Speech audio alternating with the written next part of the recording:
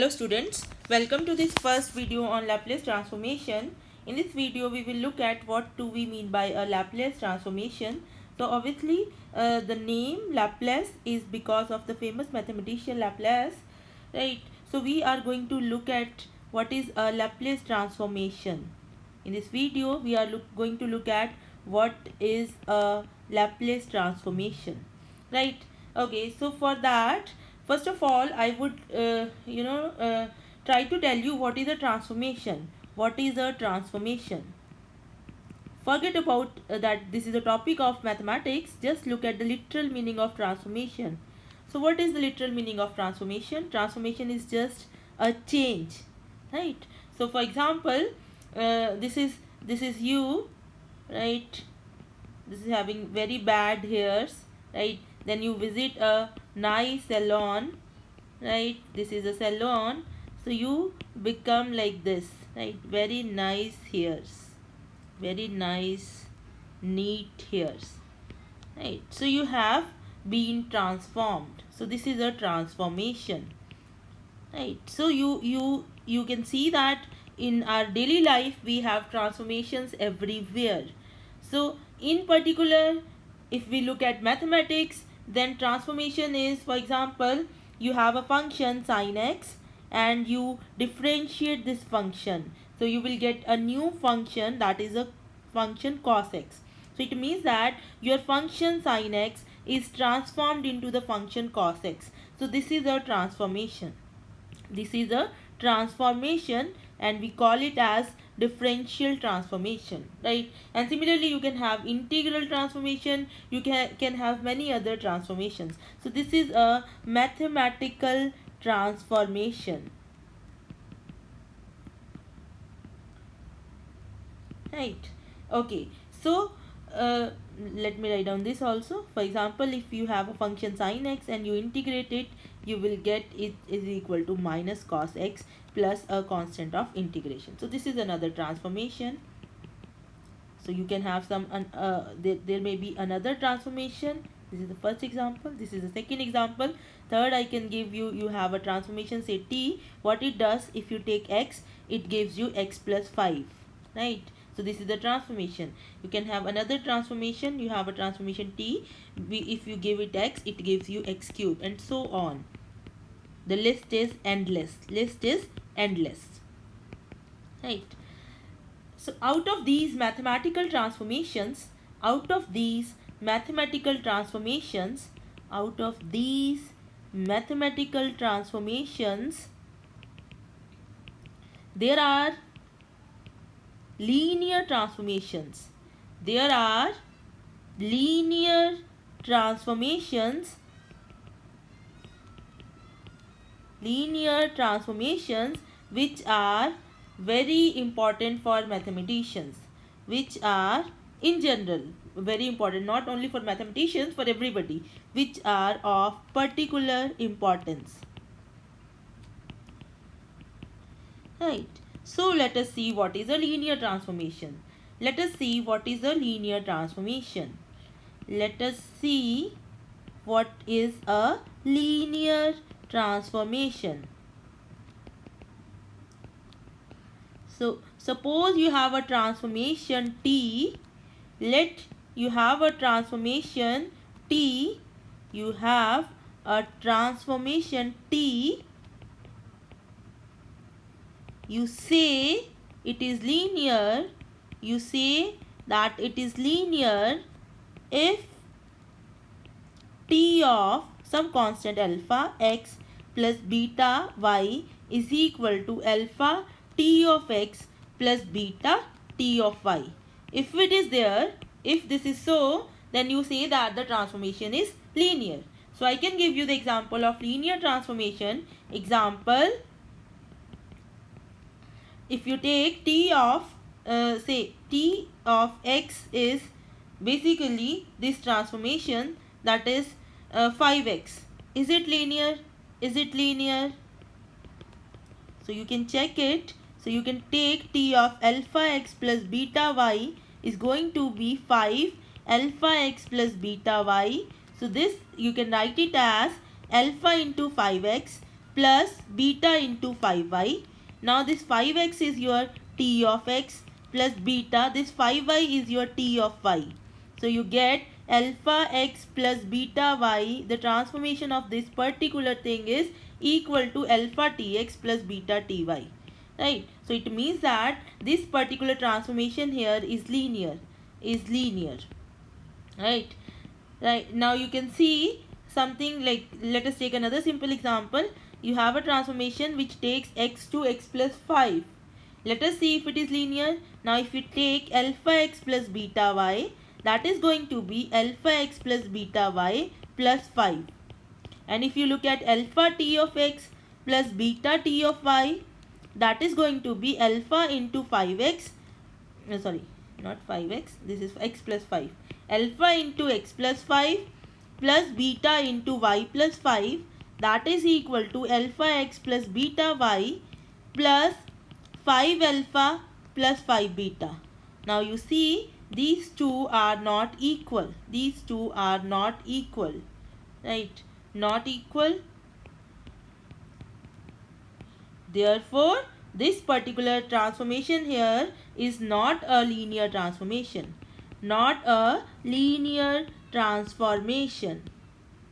Right? Okay, so we call such transformation as non-linear. Okay, fine. So what we have done till now, we saw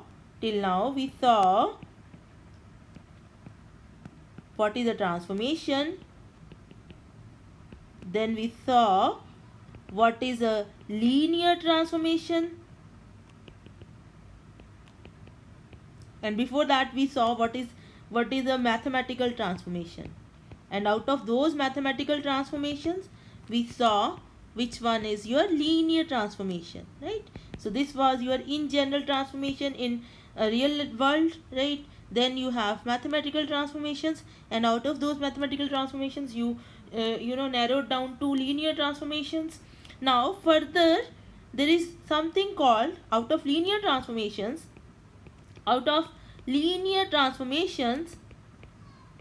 there is a transformation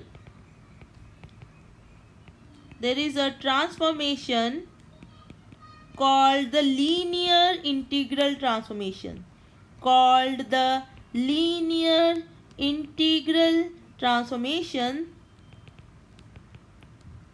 which is of our use in this course. Right. Now let us see what is linear integral transformation, not integration. I have written it integration. Let me correct it. It is not integration. Linear integral transformation. Right. Now let us see what is linear integral transformation. So a transformation of the form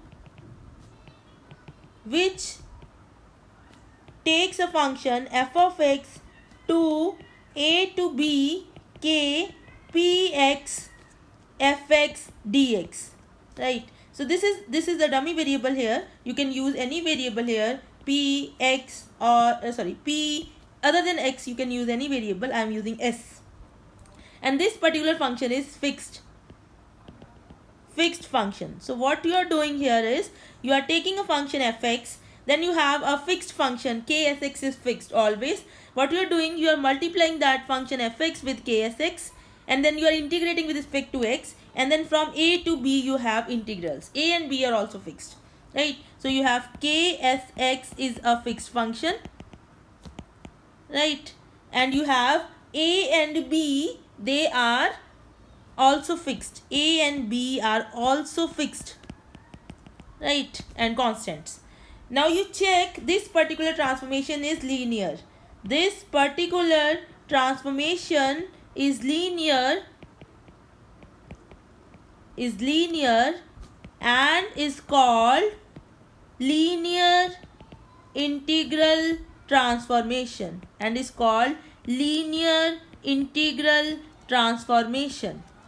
right? So let us check how this is linear.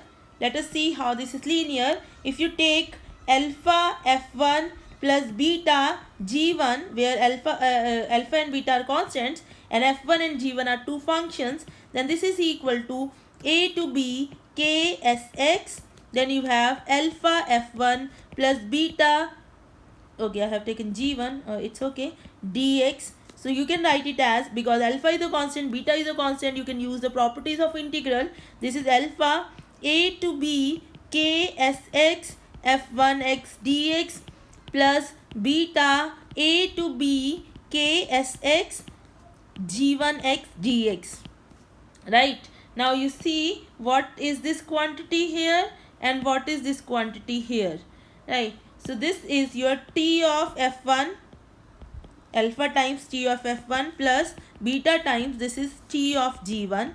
So what you get is t of alpha f1 plus beta g1 is alpha into t of f1 plus beta into t of g1. So this implies that t is a linear transformation. So this implies that t is a linear transformation, and that is why the name linear integral transformation here. Right. So such a transformation, you have to remember, is called linear integral transformation. So let me write down again. The transformation TF is equal to A to B KSX Fx dx is called linear integral transformation, LIT. Okay, now here you can see that you are integrating with respect to x. Finally this is going to be a function of s. So whatever the dummy variable you are using here, finally you will get that variable here. Okay, now you must be thinking that we have to reach to the Laplace transformation. So we are just one step ahead, away. So after that, here depending on, in the linear integral transformation, depending on values of a and b and the function ksx, this is called the kernel of the linear transformation. This is called the kernel of linear integral transformation. Right, depending on these things, you will get different transformations.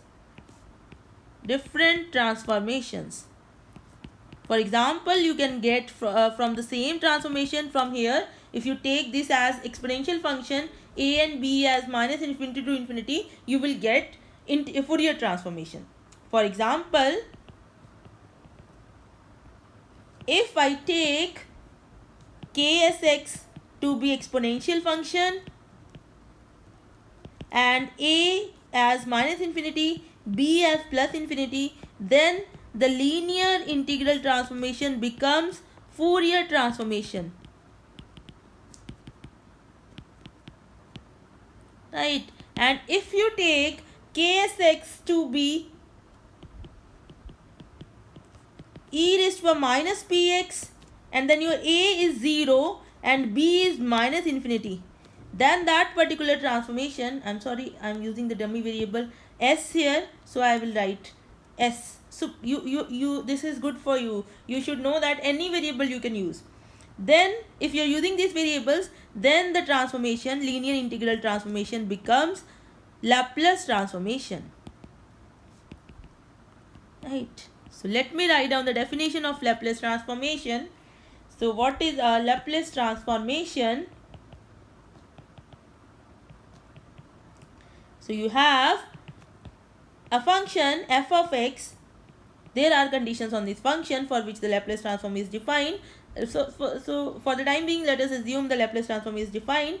Then the Laplace transform of this function is defined as minus infinity, 0 to infinity e raised to power minus sx fx dx.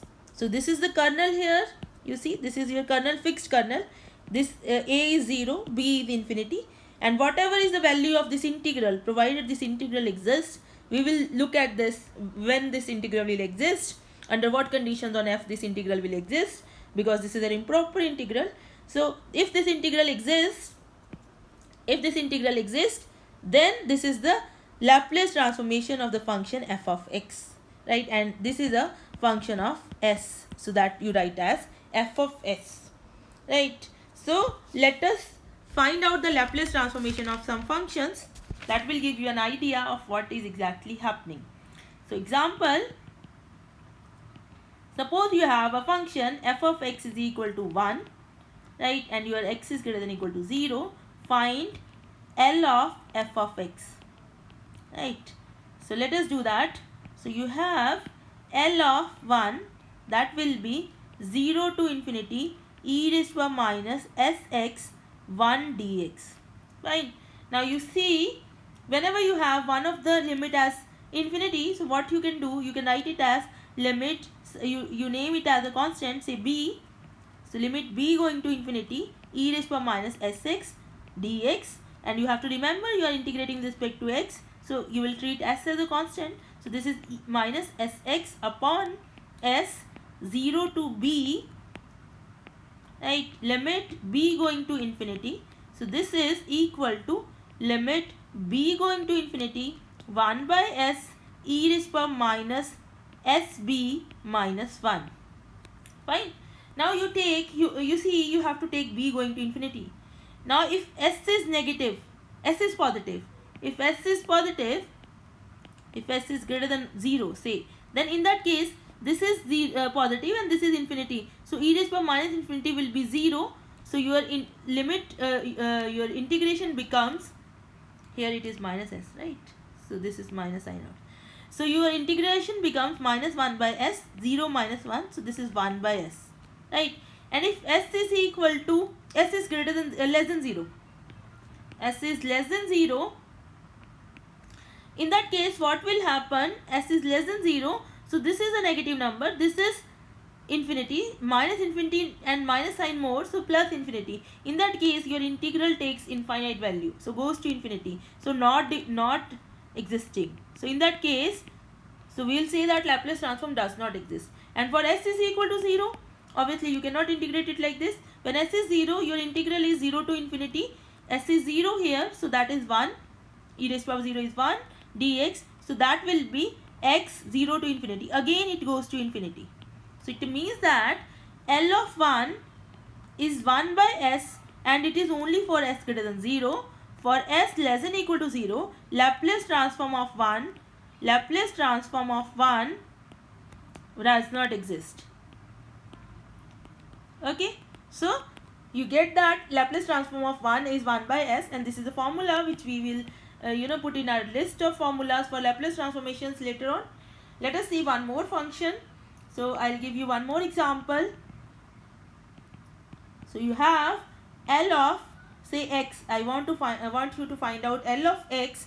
So let us do that. So that will be 0 to infinity e raised to power minus sx into x dx. Right? Now you can integrate it by parts. So this is actually limit b going to infinity. So you can always write like this so that you don't have any confusion anywhere.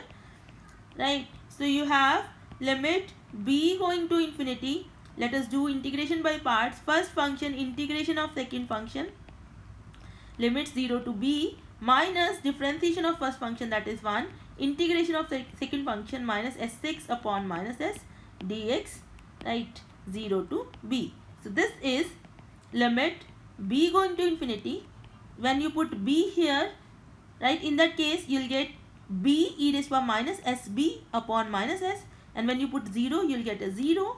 Here you will get 1 by s, integration of e raised to power minus sx, that will be e raised to power minus sx upon minus s, 0 to b, right. So what you get as limit b going to infinity b e raised to power minus sb upon minus s, and here you will get minus 1 by s square, put b e raised to power minus sb minus put 0, you will get a 1, right. Okay, now you have to take the limit b going to infinity. So when s is positive, then because s is positive, so this quantity will go to 0 and this quantity will also go to 0. So when s is positive, in that case this quantity is gone, this quantity is gone, so you are left with 1 by s square. And when s is negative, in that case you will have, when s is negative, so you have these two terms, right. So you can see that you have this here b minus, you see you have one this term and one is this term. So if you put b going to infinity, you'll get infinity minus infinity form, and then you can apply L'Hopital rule. You can see that ultimately this is going to infinity. And for s equal to 0, in that case what will happen, you have simply x here and your integral becomes 0 to infinity x dx, that will be x square by 2, 0 to infinity, so that goes to infinity again, right? So the idea is, again, Laplace transform of x is 1 by s square provided s is greater than 0. So whenever you look at the formulas, you will see that these things are written, that s is greater than 0, right? So now you can see another example. L of e raised to power ax, right? So here L of e raised to power ax is 0 to infinity e raised to power minus sx e raised to power ax dx. So this is your 0 to infinity e raised to power a minus sx dx. So this is, you can write it as limit b going to infinity, integrate it e raised to power a minus sx upon a minus s 0 to b. So when you put b, so you'll get limit b going to infinity e raised to power a minus s b minus 1 upon a minus s, right? Now when this quantity is negative, then only you will have your result. So you want your a minus s to be 0 less than 0, then this quantity will go to 0, otherwise not, right? That is, you want s to be greater than a, then only your limit here becomes minus 1 upon a minus s, right? So this is equal to 1 upon s minus a. So you will see the formula like L of e raised to power at or ax, right? Here also you can use any variable for your input arguments. So you have e raised to power ax, Laplace transform is 1 upon s minus a, provided s is greater than a. From here it is coming. So this is your formula, another formula, right? Now I can tell you to find out the Laplace transform of L of cos at. So I am using here something called the Euler's formula, but I want you to derive the formula by definition. That is your task to do. You will do that. Here what I am doing, I am saying that I just derive the formula for e raised to power ax. Here a is, this can be complex also. So what I am doing, e raised to power iota ax, right? So this is equal to L of, we can use the Euler's formula. So this is, what is this? This is cos of ax plus, here let me write variable x, plus iota sine of ax, right? And because Laplace transformation is a linear transformation, so I can write it as L of cos of ax plus iota is a constant, so plus iota L of sine of ax, right? And here I am using this formula. So this is 1 upon s minus iota a, right? So you will get, now this is the real part and this is the imaginary part. So you want to separate it into real and imaginary. For that you are multiplying with s plus iota a and you are dividing with s plus iota a, right, is equal to L of cos of ax plus iota sine of L of sine of ax. And you have to think about what will happen to this s greater than a when you are taking these complex numbers here, right? So you will get s plus iota a upon s square plus a square. So this is L of cos of ax plus iota times L of sine of ax. Now you just compare the real and imaginary part, right? So compare the real and imaginary parts. You will see L of cos of ax is s upon s square plus a square and L of sine of ax is a upon s square plus a square, right? So these are the formulas for cos and sine. Similarly, you can prove that, you can use the definition of sine hyperbolic. Similarly, you can prove that L of sine hyperbolic, say whatever omega x is, this is omega upon s square minus omega square. And you can prove that L of cos hyperbolic omega, whatever the constant, this is a constant, is s upon s square minus omega square, right? So let me write down a list of formulas. So in this way you can derive all the formulas. In this way we can derive all the formulas and we can make a list, right? So let me make the list. So list of formulas for Laplace transform, list of formulas for Laplace transformation,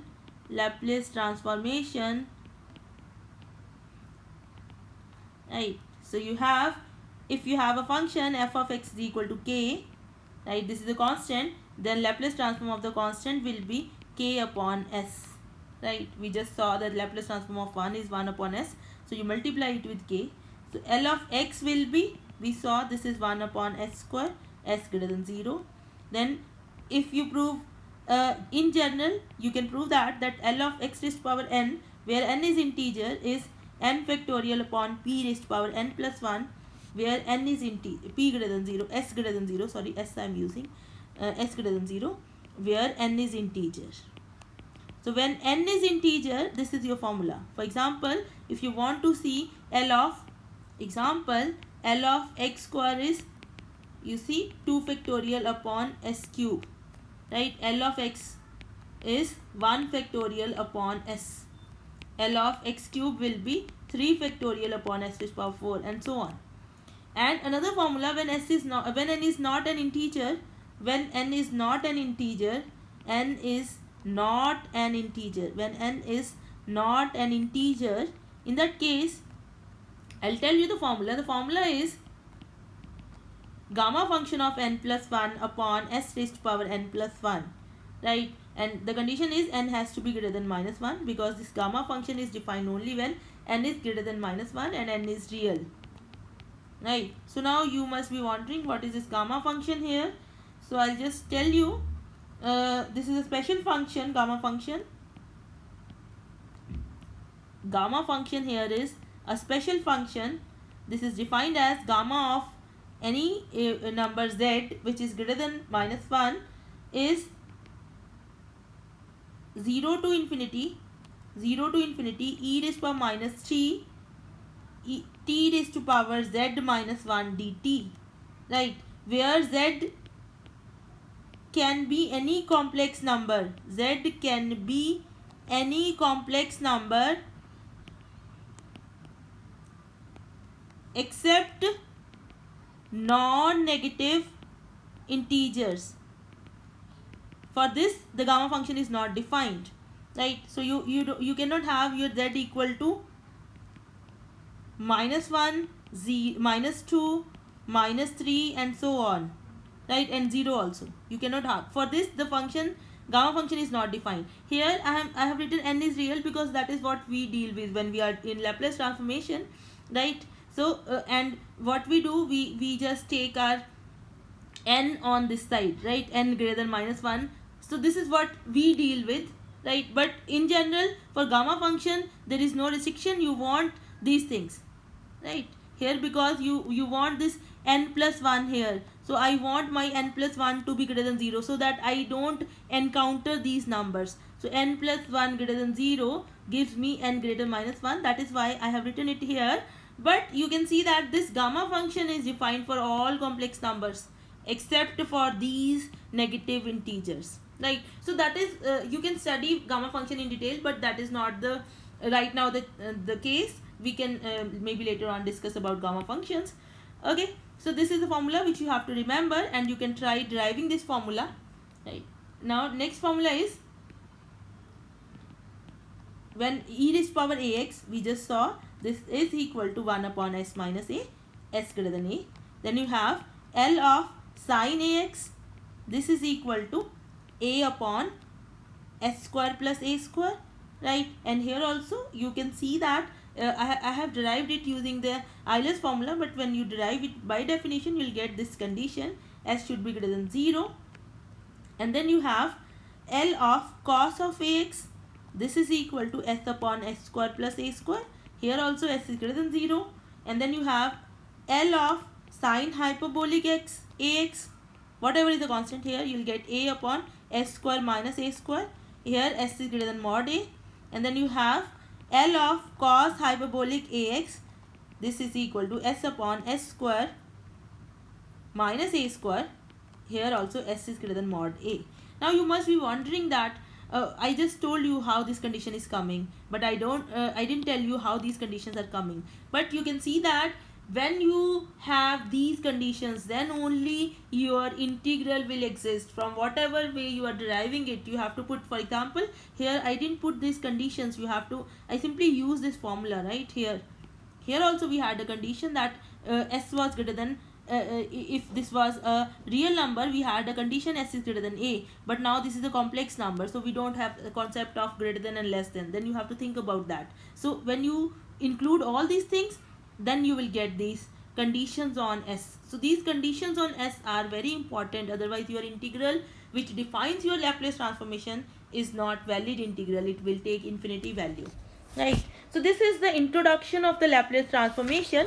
Now next we can you have these formulas, so I can give you one or two examples where you can use these formulas to find out your result. For example, if I give you what is L of cos square x, right? So you can try to find out. You can write it as L of 1 plus cos of 2x by 2. So this is a formula from trigonometry. Now this is 1 by 2 L of 1 plus 1 by 2 L of cos of 2x, right? Now you can use it. 1 by 2 L of 1 is 1 by s, right? And plus 1 by 2, this is s upon s square plus 4, right? And generally we don't care about, for example, here you need s to be greater than 0, here you need s to be greater than 0, so you should write 1 by 2 is plus 1 s upon 2 into s square plus 4, where s should be greater than 0, right? But sometimes we ignore these conditions because it is understood that this is not defined for all s, but it is better that if you write these conditions too. So let me give you one more example. So what is L of e raised to power minus x plus x raised to power 3 by 2, right? Here you can see that L of e raised, I can write it as L of e raised to power minus x plus L of x raised to power 3 by 2. Now this is equal to 1 upon s plus 1, s greater than minus 1, because a is minus 1 here, plus this is your this is not an integer, so this is 3 by 2 plus 1 gamma upon s raised to power 5 by 2, that is 3 by 2 plus 1. So here you need your s to be greater than 0, right? So you can, for the whole integral you will take the intersection, so the intersection is s greater than 0, so this is 1 upon s plus 1, plus you can use the properties of gamma function. So as of now I have not told you any properties of gamma function, so I'll write it like this only, s greater than 0, right? So let me tell you the properties of gamma function. So you have these properties of gamma function, which you can use to find out, to further solve it. So one is gamma of 1 is 1, one is gamma of n plus 1 when n is integer is n factorial, if n is integer, right? Positive integer for which n factorial is defined. And then you have gamma of half is root pi, and then you have important thing, which is gamma of n plus 1 is n into gamma of n, right? So for example, here what you can do, this is gamma of 3 by 2 plus 1, so you can write it as 3 by 2 into gamma of 3 by 2. So this is actually 3 by 2 into 1 by 2 plus 1, so I can write it as 3 by 2 into 1 by 2 into gamma of 1 by 2. Now this is root pi, so this term becomes 3 root pi upon 4 s raised to power 5 by 2, and this term as such. So this is how you can use the definition of a Laplace transformation or these formulas which I just made a list to find out Laplace transformation of some complicated functions. So I'll give you one as a homework. So you have a function f of x is equal to 0 for 0 less than x less than equal to x, 0 less than equal to x less than 2, and then you have 3 for x greater than equal to 2. Find Laplace transformation of f of x, right? And the answer is, you can do it yourself, answer is 3 by s e raised to power minus 2s, right? And you have to note that the final function should be a function of s only.